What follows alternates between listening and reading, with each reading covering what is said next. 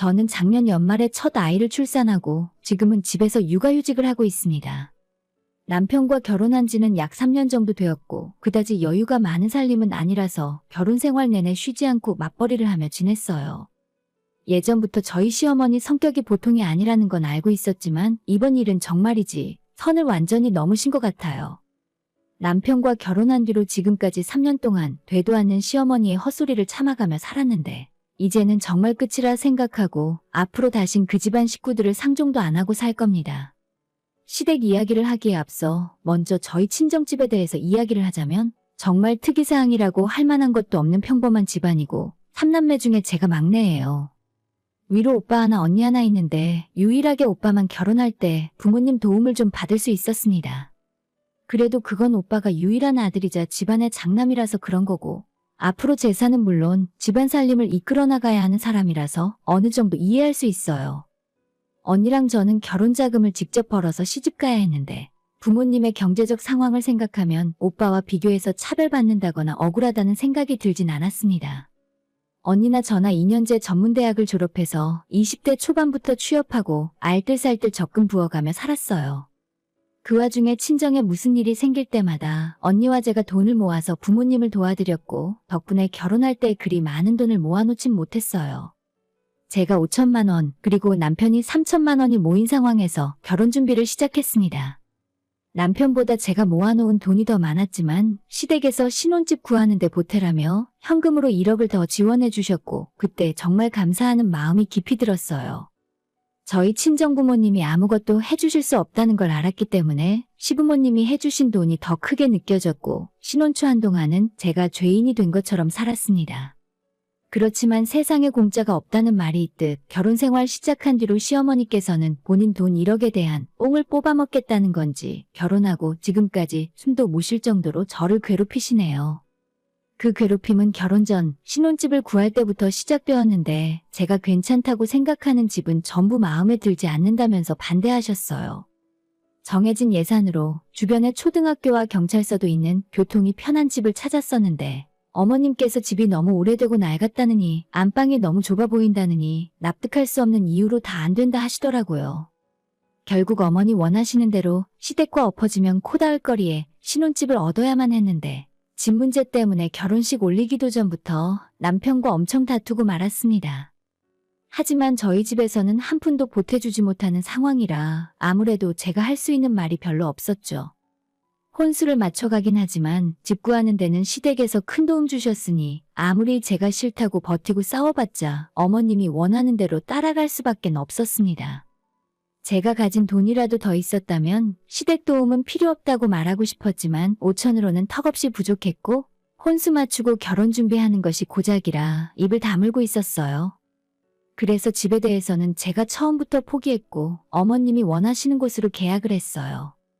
가진 돈 없으면 정말 서럽다는 걸 그때 처음으로 느꼈고 1억 보태준 시댁에서 이 정도 등살인데 다른 사람들이 결혼할 때 남편 쪽에서 집을 해온다고 하면 얼마나 결혼하고 구박을 받으면서 살까 싶더라고요. 남편이랑 싸우기도 많이 싸웠고 저도 시댁에 불만이 적진 않았지만 사실 요즘 같은 어려운 시절에는 시댁에서 뭔가를 해준다는 것 자체로 감사해야 할 일이었죠. 친정부모님도 해줄 수 있는 것이 없다 보니 저는 물론이고 사위한테도 많이 미안해하셨고 언니도 시집갈 때 아무것도 못 해주셨는데 제가 뭐라고 떼를 쓸 수도 없었습니다. 하지만 저보다도 집안 형편에 여유가 안 되어 못 해주시는 부모님의 마음은 얼마나 찢어질까 생각하면 마음이 더 좋지 않더라고요. 그렇게 우여곡절 끝에 신혼생활이 시작되었고 힘든 일은 다 끝난 줄로 알았는데 사실 이제 겨우 한 곱이 넘기고 지옥 문턱에 들어왔을 뿐이었죠. 아마 저희 시어머니한테 누군가 지금 당장 물어보면 나는 며느리한테 한 번도 시집살이 시킨 적이 없는 사람이야. 라고 당당하게 말씀하실 테지만 시댁과 엎어지면 코 닿을 곳에 있는 저희 집으로 어머님이 시도 때도 없이 찾아오시더라고요. 아예 처음부터 저한테 양해를 구할 생각도 없었고 내가 내 아들 집에 가겠다는데 며느리 허락받고 와야 하니? 라는 식이라서 진짜 제 입장에서는 미치고 환장할 지경이었죠. 남편이랑 제가 낮에 출근하고 나면 꼭 아무도 없는 빈집에 비밀번호를 누르고 들어오십니다. 그렇게 허락도 없이 오셔서는 저희 집 냉장고 검사도 하고 집안 청소 상태, 세탁실에 빨래는 쌓여있지 않은지 등등 철저하게 제가 하는 살림에 대한 검사를 하시더라고요. 그리고 당신 마음에 들지 않는 모든 것들을 사진 찍어서 매일같이 제게 장문의 카톡을 보내셨습니다. 이건 이렇게 하는 게 아니다. 빨래는 매일 해라. 냉장고에 반찬이 다 떨어졌으니 만들어놔라 등등. 어쩌다 한번 그러시는 것도 아니고 최소 이틀에 한 번꼴로 우리 집에 오셔서 제 모든 살림을 다 들여다보고 간섭을 하셨습니다. 현관문 비밀번호를 바꿔버리고 싶었지만 시어머니께서는 자기가 얻어준 우리 아들 집이라고 항상 강조하시는 바람에 저는 손댈 엄두도 내지 못했었죠.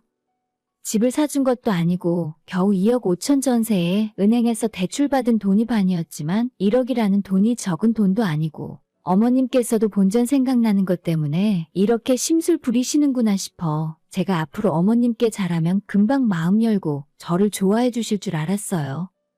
제가 집에 있을 때 어머님이 오시면 밥도 차려드리고 커피랑 간식도 내어드리면서 어떻게든 점수를 따서 어머님과의 관계를 부드럽게 만들어보려 노력했습니다. 하지만 신혼 초반에만 기강을 잡기 위해서 적당히 이렇게 하다 말 거라고 생각했는데 그로부터 3년이 지나고 아이까지 낳고 살고 있는 지금까지도 시어머니는 똑같이 저희 집에 함부로 찾아오셔서 마음대로 이것저것 뒤져보고 가십니다. 저도 이젠 슬슬 한계라 생각하고 내가 남편과 결혼해서 행복한 신혼생활을 하는 건지 시어머니 모시고 수발 들고 비위 맞춰가며 사는 건지 더는 참고 살기 힘들었죠. 벌써 몇 번이나 남편에게 당신 어머님이 해도 너무 하시는 것 같다고 따져봤지만 남편은 전혀 제 말에 공감하지 못하면서 우리 엄마가 와서 당신 살림 잘하라고 조언해 주시는 거지. 괜히 잔소리 듣기 싫다고 심술 부리지 말고 새겨들어. 하면서 저보고만 무조건 참으랍니다. 남편과 크게 싸워봐도 변할 생각도 없고 제가 어머님께 제발 그만 좀 찾아오라고 화라도 내야 하는 건가 고민이 늘어갔어요. 이제는 신혼도 아니고 아이까지 생겼는데 빨리 돈 모아서 이 동네를 벗어나 어머님이 더는 찾아오지 못하게 하는 수밖엔 없다 생각했습니다. 그렇게 참고 살던 중 작년에 저는 임신 막달까지 계속 회사를 다녔어요. 일단 돈을 빨리 모으고 싶었고 아이까지 태어난다고 하니까 제 미래에 대한 불안감도 더 커지더라고요. 시댁과 멀리 떨어져서 이사도 가고 싶고 전세가 아닌 제 집도 장만하고 싶은데 일단 아이를 낳으면 우리 벌이가 줄어드니까 최대한 많이 돈을 모아야겠다는 생각뿐이었습니다. 임신한 뒤에 서서히 배가 불러오고 제 몸 하나 가누기 힘든 와중에서도 시어머니는 저희 집 찾아와서 밥 차려달라 커피 타달라 하셨고 그렇게 저는 남편과 시어머니 식사를 챙겨주다가 애 낳으러 가야 했습니다. 지금 와서 돌이켜보면 아이 낳고 조리원에 누워있을 때가 결혼하고 가장 마음 편했던 순간이네요. 그렇게 조리원에 2주 있다가 퇴원하고 집에 돌아왔는데 저 혼자 몸 풀면서 집안 살림까지 하다 보니 정말 너무 힘들더라고요. 남편에게 한 달만 육아 도우미를 부르면 안 되겠냐고 물어봤더니 우리 형편에 무슨 팔자 좋은 소리를 하냐면서 그냥 시어머니한테 자주 와서 봐달라 하겠답니다. 그 소리 듣고 소름이 쫙 돋아서 괜찮다고 그냥 전부 내가 알아서 하겠다고 했어요. 할 수 없이 염치 없지만 친정엄마에게 좀 도와달라 부탁을 했고 제대로 된 월급을 드릴 수는 없었지만 친정엄마한테 용돈 드리고 딱 2주만 도와달라고 했습니다. 그래서 바로 다음 날부터 엄마가 집으로 찾아와 집안일부터 아이 돌보는 것까지 제가 힘들어하던 모든 일을 도와주시기 시작했어요. 무엇보다 좋았던 건 친정엄마가 낮에 저희 집에 와 계시니까 매일같이 손자 보러 오시던 시어머니가 불편해서 그런지 발길이 뚝 끊기더라고요. 저녁 늦게 엄마가 친정으로 돌아가시고 난 뒤에 한 번씩 오시는데 아무리 늦은 시간에 오시더라도 밥 차려달라 하거나 과일이라도 깎아오라 해서 대접받고 가셨어요. 진짜 못 먹고 죽은 귀신이 붙었는지 우리 집만 오면 왜 그렇게 밥을 찾아대는지 모르겠더라고요. 시어머니 계산으로 밥값으로라도 본인이 해준 1억을 다 뽑아먹으려는 생각인지는 모르겠지만 안 그래도 남편 밥도 차려주기 힘들어서 가끔은 그냥 배달시켜 먹으라 하고 싶은데 옆에서 시모까지 밥 달라며 기다리고 있으니 어쩔 수 없이 냉장고 뒤져서 반찬 만들고 국이라도 하나 끓여서 밥상을 차려야 했습니다. 제가 유난히 체구가 작고 마른 편이라 그런지 움직일 때마다 뼈마디가 시리고 몸이 아팠어요. 남편에게 내가 너무 힘드니까 시어머니 저녁에 오지 말게 이야기 좀 해달라 부탁했는데 남편은 아니, 낮에는 너희 엄마 오잖아. 근데 우리 엄마는 밤에도 오지 말라고? 왜? 우리 엄마도 손주 보고 싶어 하시는데? 라고 하면서 제 부탁을 귓등으로도 안 들었습니다. 애라도 없었으면 그냥 다 때려엎고 그만 살자 하고 싶었지만 아직 젖도 못 된 아이를 볼 때마다 내가 참고 살아야지 별 수 있겠나 싶었어요.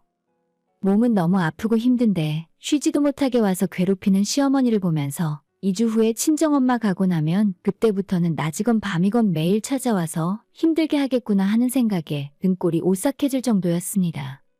제게 있어서 그나마 행복했던 2주의 시간이 지나고 친정엄마가 다시 내려가시고 났더니 저희 시모는 남편이 출근하고 난 뒤 오전 10시부터 우리 집에 찾아와서 애 봐준다는 핑계로 점심까지 얻어먹고 기다렸다가 남편이 퇴근하면 저녁까지 먹고 돌아갔습니다.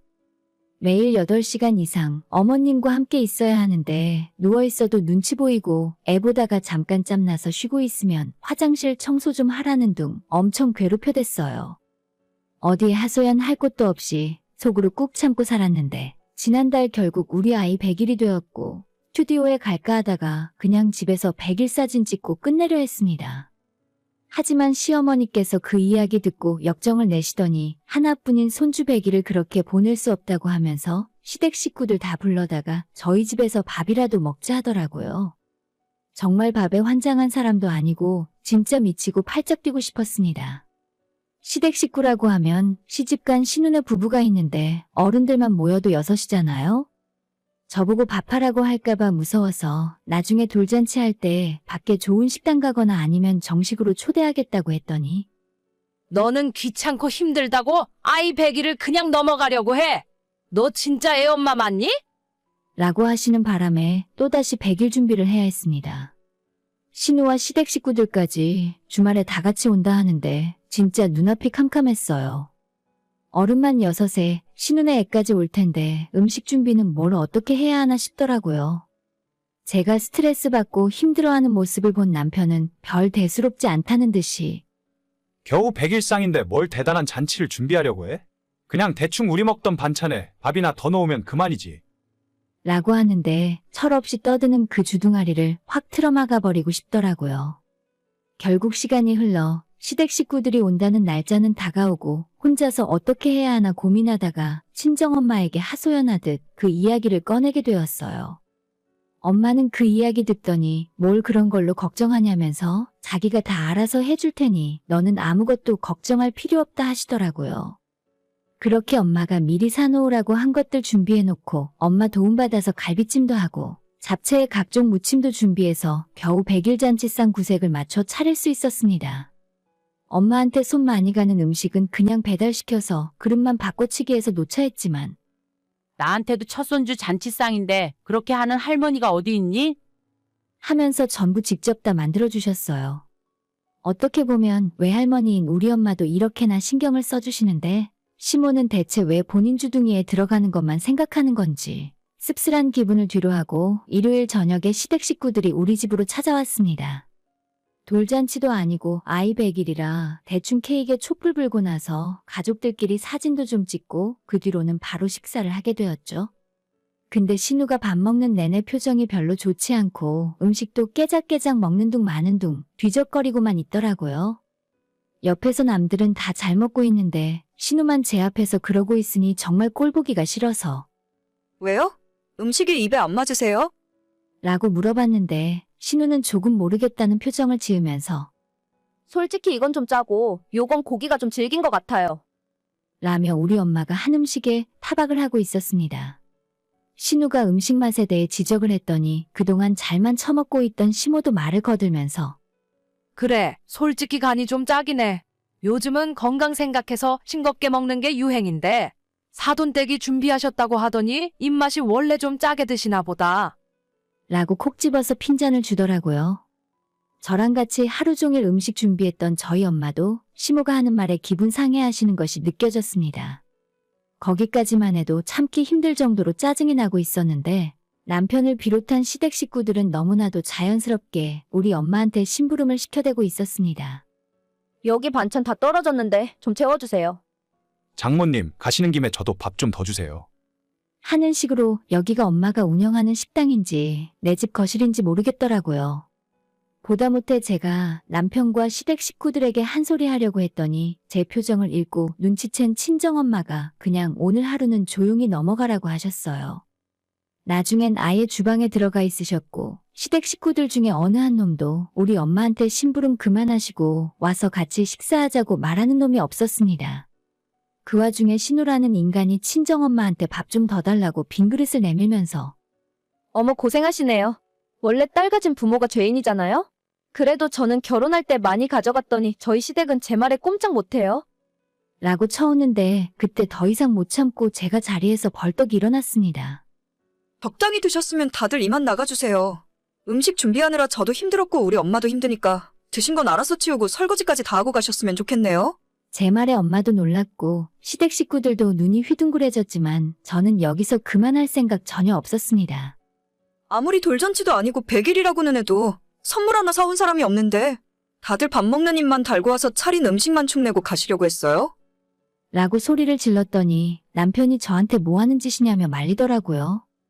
저는 시댁 인간들도 다 싫었지만 중간에서 하나도 중지 못하고 저한테 참아라 희생해라 이야기했던 남편이 가장 믿고 싫었습니다. 남편에게 그중에 가장 한심한 인간이 바로 너라고 소리를 지르면서 오늘 하루 종일 너네 장모가 주방에서 심부름을 했는데 너네 집안 식구들이 부려먹는 걸 봤으면서 그 와중에 너까지 장모한테 심부름 시키고 자빠졌냐고 화를 냈어요. 답답한 마음에 남편이 먹고 있던 밥그릇을 뺏어서 싱크대 안으로 집어던져버렸고 그런 제 모습을 보고 시아버지께서 집안 꼬라지 잘 돌아간다며 혀를 찢찢하고는 나머지 시댁 식구들 다 데리고 나갔습니다. 이 와중에서도 누구 하나 엄마한테 사과 한 번 없었고 오히려 자기들이 못 볼 꼴이라도 본 것처럼 불쾌한 표정을 짓더라고요. 저는 아직도 화가 안 풀려서 남편한테 너랑 살다 보면 내 인생이 너무 비참해지고 너네 집안 사람들에게 며느리 대접받기는 이미 글러먹은 것 같다 이야기했죠. 하지만 그 와중에서도 남편이라는 놈은 우리 아빠 엄청 화난 것 같은데 빨리 따라 나가서 죄송하다고 사과드려. 우리 아빠 화나면 진짜 무섭단 말이야. 이딴 소리나 하고 있으니 제 속이 멀쩡하겠습니까? 남편한테 당신네 식구들 밥 먹은 거 알아서 정리하라 해놓고 아이 데리고 엄마와 함께 친정으로 가기 위해 짐 싸서 나왔어요. 엄마랑 같이 탄 택시 안에서 괜히 서러움도 폭발하고 오늘 내가 엄마한테 괜히 도와달라는 소리를 했구나 싶은 마음에 너무 미안해서 눈물이 펑펑 쏟아졌어요. 친정엄마에게 왜 아까 그 인간들 밥 퍼다 주고 물 떠줬냐고 했더니 엄마가 하는 말이 제가 시집 갈 때 아무것도 못 해주고 보낸 것이 미안하다는 말을 하셨습니다.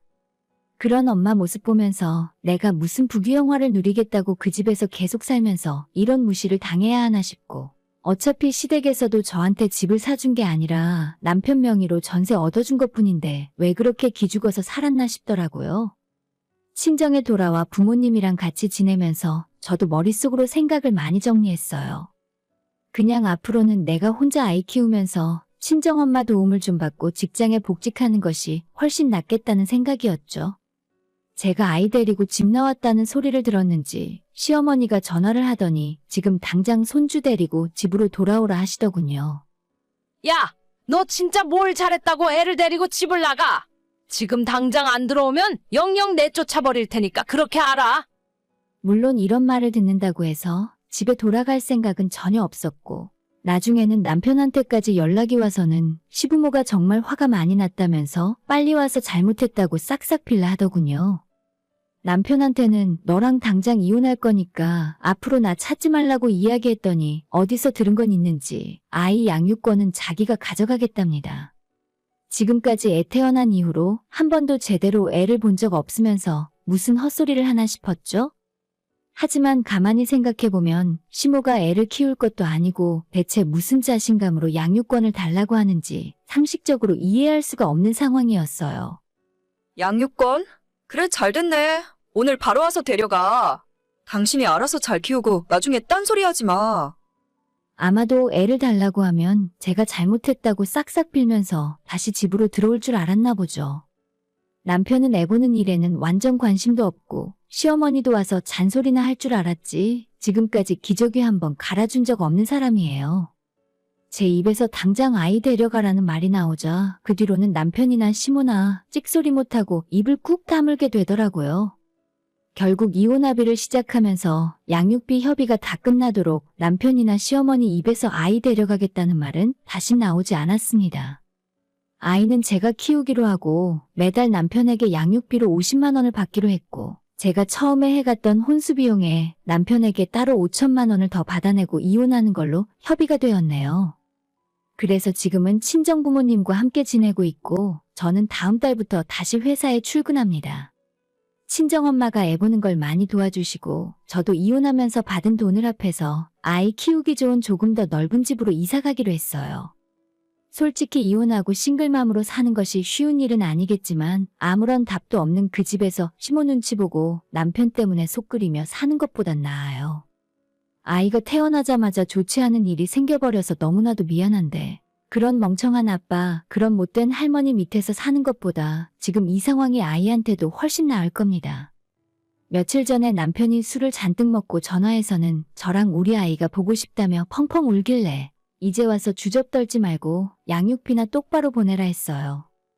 행복하게 잘 살고 싶어서 시작한 결혼 생활인데 괜히 부모님 마음만 아프게 만든 것 같아서 죄송한 마음뿐이네요.